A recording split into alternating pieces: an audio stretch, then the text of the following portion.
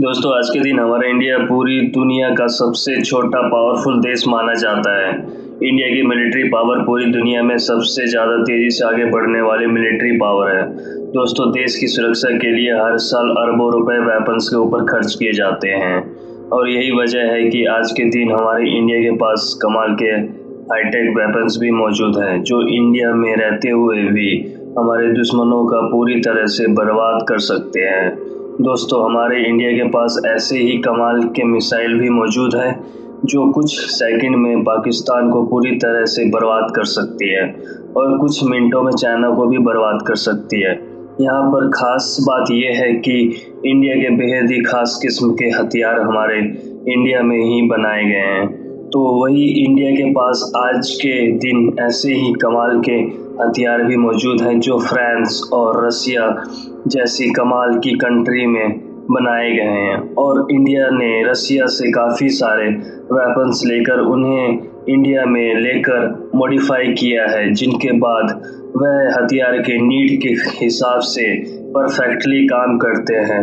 तो चलिए दोस्तों आज इस वीडियो में इंडिया के 10 सबसे ज़्यादा पावरफुल हथियारों के बारे में बताने वाला हूँ। दोस्तों नंबर 10 पिनका MLRS। पिनका भारत की पुरानी BMP-21 grade Pinaka MLRS multiple launch rocket system के लिए लंबी दूरी की प्रतिस्थापन थी। इसने 1998 में 40 किलोमीटर रेंज सिस्टम के रूप में सेवा में प्रवेश किया और इसमें 12 रॉकेट शामिल थे। NBC सुरक्षा के साथ 8x8 ट्रक पर चढ़े थे। 65 किलोमीटर रेंज रॉकेट के साथ एक लॉन्ग रेंज में सेवा में है। ये अत्यधिक नेटवर्क वाले रॉकेट लॉन्चर है और हथियार का पता लगाने वाला रडार, युद्ध क्षेत्र में निगरानी रखते हैं रडार, मानव रहित रियल व्हीकल और लंबी दूरी की IR और ऑप्टिकल्स दृष्टि सिस्टम के साथ मिलकर काम करते हैं जो युद्ध में अपनी एक्यूरेसी और इफेक्टिवनेस को बढ़ाते हैं। DRDO ने इजराइल मिलिट्री इंडस्ट्रीज IMI के साथ मिलकर रॉकेट पर GPS गाइडेंस सिस्टम स्थापित की है ताकि उनका उपयोग सटीक हमलों के लिए किया जा सके। 1999 में कारगिल संघर्ष के दौरान में ठंडे और अधिक ऊंचाई वाले क्षेत्रों में भी शामिल हुए थे। इसके बाद इसे बड़ी संख्या में भारतीय सेना में शामिल कर दिया गया है। यह ध्यान रखना दिलचस्प है कि समान या बेहतर प्रदर्शन की पेशकश करते हुए पिनकन अपने अमेरिकी सक्षम M270 से 10 गुना सस्ता एक पिनका बैटरी में लॉन्चर और वाहनों पर कुल 288 रॉकेट हैं। भारतीय सेना ने आमतौर पर 15 बैटरियां का ऑर्डर दिया है और प्रति वर्ष 5000 रॉकेट का उत्पादन किया जा रहा है। फ्यूचर में पिनका का अगला पीरियड काफी जल्दी आने वाला है। इसकी रेंज 65 से बढ़कर 120 किलोमीटर होने वाली है। नंबर 9 PAD और AAD ballistic missile defence BMD system. भारतीय BMD कार्यक्रम ने पहली बार घोषणा की थी और उसके बाद से एक लंबा सफर तय किया है। यह एक छोटी दूरी की बैलिस्टिक मिसाइल के खिलाफ सफलतापूर्वक परीक्षण किया गया है और प्रमुख शहरों की सुरक्षा के लिए कथित तौर पर कम सूचना पर तैनात है। ग्रीन फाइन रडार के साथ 2 इंटरसेप्ट मिसाइलें PAD पृथ्वी एयर डिफेंस और AAD एडवांस एयर डिफेंस इस प्रणाली का मूल रूप है। PAD एक पूर्व वायुमंडलीय इंटरसेप्ट है जिसकी छत 80 किलोमीटर से अधिक और 2000 किलोमीटर से अधिक की सीमा है। इसका उपयोग बैलिस्टिक मिसाइलों को रोकने के लिए किया जाता है जो पृथ्वी की वायुमंडलीय के बाहर यात्रा कर रही है। AAD एक एंडो वायुमंडलीय इंटरसेप्ट है जिसकी रेंज 250 किलोमीटर प्लस है और 30 किलोमीटर की सीमा है। इसका उपयोग छोटी दूरी की बैलिस्टिक मिसाइलों को रोकने के लिए किया जाता है।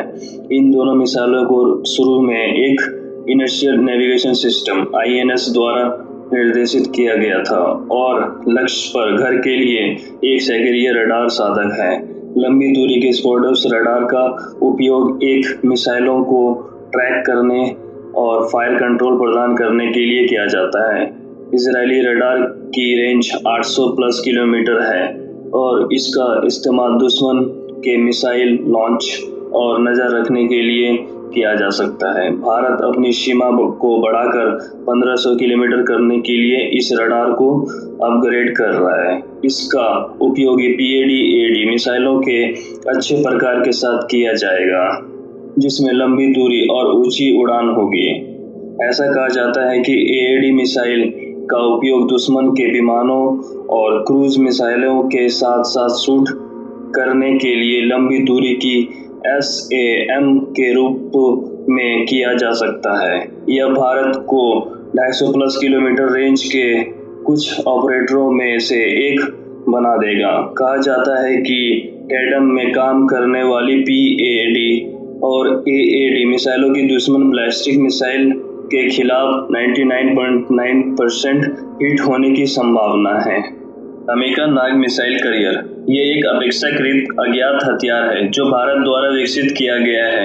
इस प्रणाली का मूल संशोधित BMP-2 चेसिस पर घुड़सवार तीसरी पीढ़ी का नाग एंटी टैंक मिसाइल है। इसमें आर्मोर्ड बॉक्स लॉन्चर में 8 नाग मिसाइलें हैं और दुश्मन टैंकों का पता लगाने के लिए एक पूर्ण ऑप्टिकल और IMR सेंसर सूट के साथ रिलोड के लिए आगे 8 है। ये मिसाइलें आग और फूल जाती है और इनमें एक शीर्ष हमला करने की क्षमता होती है जो उन्हें टैंकों के कमजोर हिस्से को निशाना बनाने की अनुमति देती है। नाग के पास एक उच्च विस्फोटक टैंक वारहेड है जो इसे क्षेत्र में किसी भी कवच को भेजने में सक्षम बनाता है। इसने 5 किलोमीटर तक के लक्ष्यों का सफलतापूर्वक पता लगाया है और उन्हें दिन और रात की परिस्थितियों में शामिल किया है और दुश्मन के टैंकों को नष्ट करने की अपनी क्षमता का प्रदर्शन किया है। इस प्रणाली की सबसे अनोखी क्षमता इसकी उभयचर क्षमता है जो इसे युद्ध के मैदान में किसी भी जल निकाय को पार करने की अनुमति देती है। यह हथियार प्रणाली बहुत ही अनोखी है क्योंकि बहुत कम सेनाओं के पास समान प्रणाली है।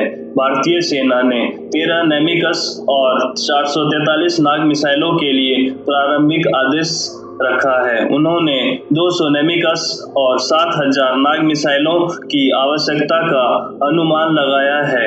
नामिका भारतीय सेना की आर्मोर्ड बॉक्स संरचनाओं का एक हिस्सा बनेगी। यह टैंक डिवीजनों की गति और लंबी दूरी पर उच्च प्राथमिकता वाले दुश्मन के बख्तरबंद लक्ष्यों को समाप्त करेगा। भविष्य के वेरिएंट में लंबी रेंज वाली नाग मिसाइलें शामिल हो सकती है। दोस्तों नंबर 7 P8I नेपच्यून भारत में 7500 किलोमीटर लंबी समुद्र तट और सैकड़ों द्वीप है जिन्हें सुरक्षा की आवश्यकता है। भारत के आसपास के जल निकाय शत्रुतापूर्ण पनडुब्बियों के लिए विस्तृत और परिपूर्ण है जहां P8I आता है। यह अपने उत्कृष्ट धीरज और सेंसर सूट के लिए चुना गया था जो किसी अन्य ASW विमान द्वारा अप्रतिम है।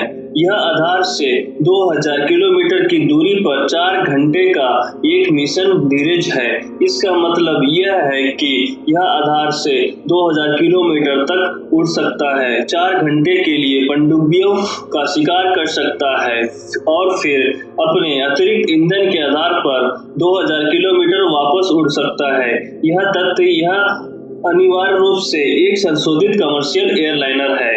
इसका रखरखाव बहुत आसान है। P8I की नाक में एक लंबी दूरी की खोज रडार और भारतीय संस्करण पनडुब्बियों का शिकार करने के लिए पिछाड़ी में एक चुंबकीय विसंगति का पता लगाने MMAD में अद्वितीय है। इसके अलावा भारतीय संस्करणों के साथ कई इलेक्ट्रॉनिक्स प्रणालियों की जगह लेता है। यह अतिरिक्त रूप से 120 सोनोबॉयज को ले जा सकता है और इसके पंखों के नीचे 4 हार्मफुल मिसाइलों के साथ बमों में 6-8 MK-54 टॉर्पीडो है। यह इसे सतह और पानी के नीचे के खतरों की एक पूरी श्रृंखला को संग्रह करने की अनुमति देता है। P8I इस प्रकार भारतीय नौसेना को हिंद महासागर में बिजली परियोजना करने और अपने तट से हमारे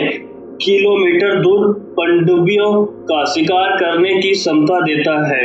वर्तमान में भारत 4 ऑर्डर के साथ 8 विमानों का परिचालन करता है।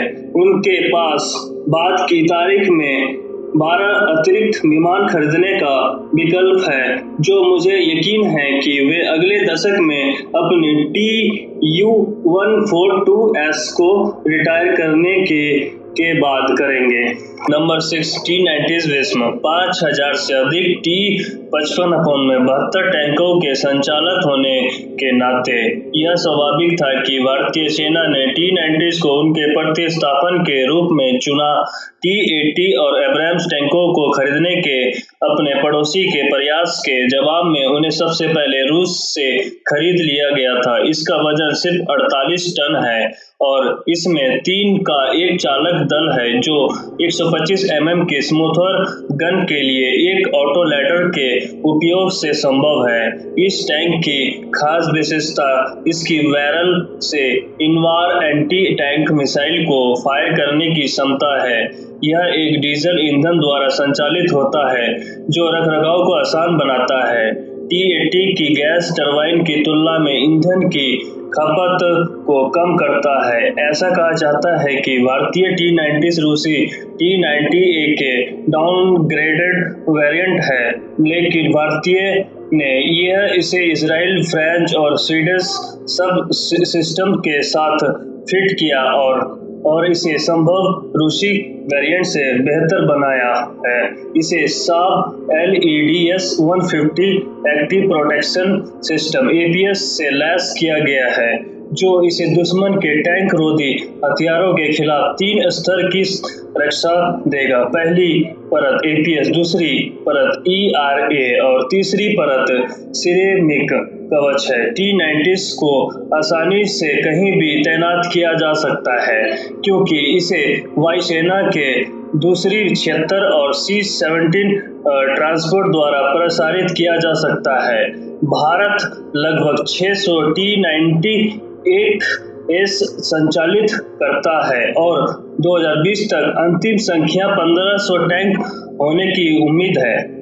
नंबर 5 INS विक्रमादित्य और Kolkata class destroyers. INS Vikramaditya Bharat का लेटेस्ट एयरक्राफ्ट। INS विक्रमादित्य उनके द्वारा संचालित सबसे बड़ा जहाज है। यह 45,000 टन का नवीकरण भाग वर्तमान में हिंद महासागर में सबसे शक्तिशाली संपत्ति है। इसमें 6 ASW/AEW हेलीकॉप्टरों के साथ 24 MiG-29 के लड़ाकू विमानों को तैनात करने की क्षमता है। भारतीय नौसेना को बहुत उपयोगी शक्ति उपकरण देता है। फ्लो में एक रूसी इलेक्ट्रॉनिक्स और सेंसर सूट होता है, जिससे शक्तिशाली एयरबोर्न रडार सिस्टम द्वारा ट्रैक करने से रोकने के लिए पर्याप्त शक्तिशाली कहा जाता है। INS Kolkata first class modern destroyers है। स्वदेशी रूप से डिजाइन मैन्युफैक्चर 3 जहाजों का यह वर्ग भारतीय नौसेना की क्षमता में काफी इजाफा करेगा। यह पहला भारतीय जंगली जहाज है जिसने सक्रिय इलेक्ट्रॉनिक रूप से स्कैन किए गए AESA रडार MF स्टार का उपयोग किया है, जिसमें एकल रोटेटिंग पैनल के बजाय 4 स्थिर पैनल है। यह मल्टी फंक्शन रडार एक सिस्टम के साथ 1 दर्जन अन्य छोटी खोज, ट्रैक और फायर कंट्रोल रडार के प्रतिस्थापन के लिए भी अनुमानित देता है।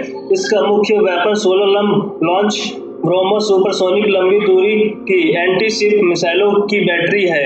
यह समकालीन जंगली जहाज के सबसे घातक मिसाइल आयुध में से एक है। यह अत्यधिक सटीकता के साथ लगभग 3000 किलोमीटर की दूरी पर जहाजों को मार सकता है। प्राथमिकता SM-12 लंबी दूरी की सतह से हवा में मार करने वाली मिसाइल LRSAM है।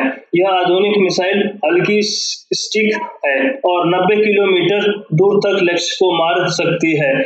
जहाज में पनडुब्बियां रोधी rocket launcher, torpedo tube 76 mm, मुख्य बंदूक 30 mm, गैटलिंग बंदूकें और एक दोहरे हेलीकॉप्टर हैंगर भी हैं। कुल मिलाकर यह एक बहुत ही संतुलित और अत्यधिक समझ बहुत भूमिका विध्वंस है।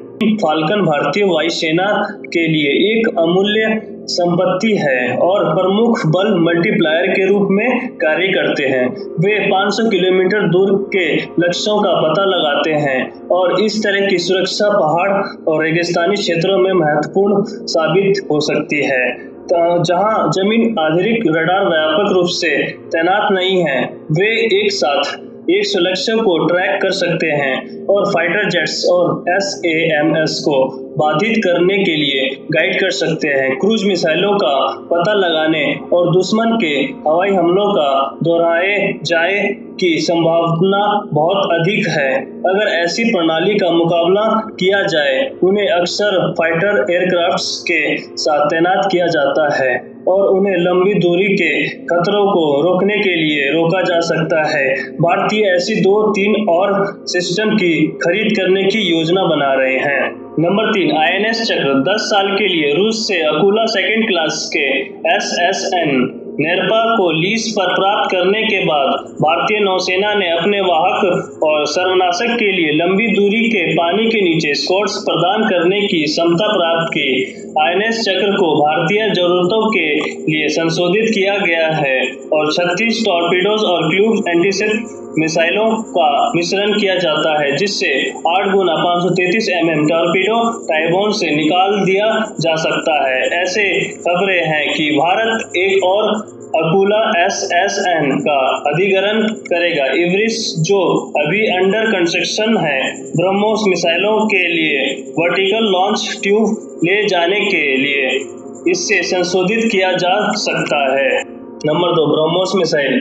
यह निस्संदेह भारत का सबसे प्रसिद्ध हथियार है। यह भारतीय जरूरतों के लिए यकोट मिसाइल को संशोधित करने और इसे एक सार्वभौमिक मिसाइल बनाने के लिए भारत और रूस के बीच एक संयुक्त उद्यम का परिणाम था, जिससे किसी भी मंच से लॉन्च किया जा सकता था। 3 टन वजनी या 9 मीटर लंबी मिसाइल अब लंबी दूरी के गतिरोध हथियार के रूप में भारतीय रक्षा बलों की रीढ़ बन गई है। वर्तमान में यह भारत के नौसेना द्वारा उनके अधिकांश प्रमुख वारशिप पर नियोजित है। भारतीय सेना ने 3 रेजिमेंटों को शामिल किया है।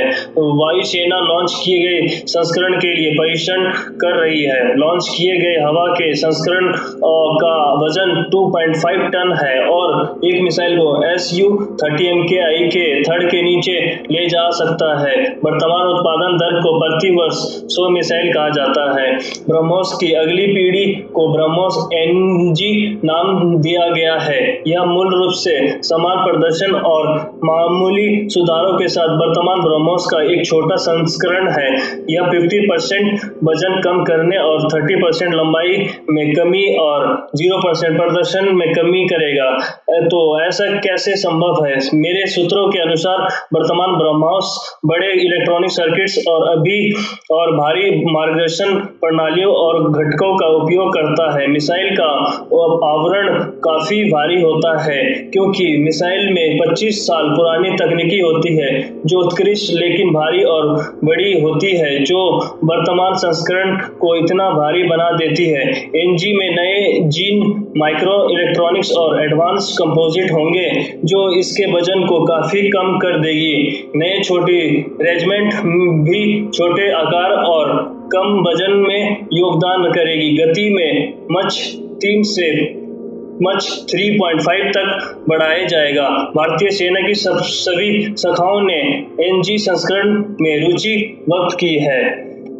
Number 1, Su-30 MKI। Sukhoi 30 MKI। अगर कोई ऐसा विमान है जिसने 21वीं सदी में भारतीय वायुसेना को परिभाषित किया, तो यह Su-30 MKI है। यह एक लंबी दूरी की बहु भूमिका super variable 4.5 plus gene fighter है, जो भारतीय विशेषताओं के अनुसार बनाया गया है। भारत में अंतिम Su-30 वेरिएंट बनाने के लिए रूस से मिसाइल Su-30 MKI को फ्रेंच, इजराइल और भारतीय एवियोनिक्स के साथ संशोधित किया गया था। यह Su-30 MKI बन गया, जहां का मतलब है भारत इसके है।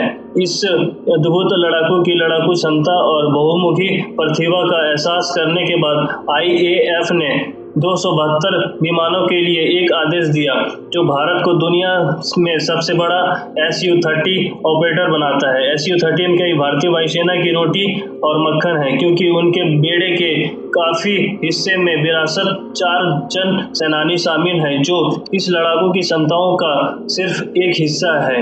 अपने 4000 प्लस किलोमीटर रेंज के साथ 8000 किलो के हथियारों के लिए 12 हाई फ्लाइट पैसा वॉर्स रडार यह क्षेत्र में किसी भी अन्य लड़ाकू को मात देता है।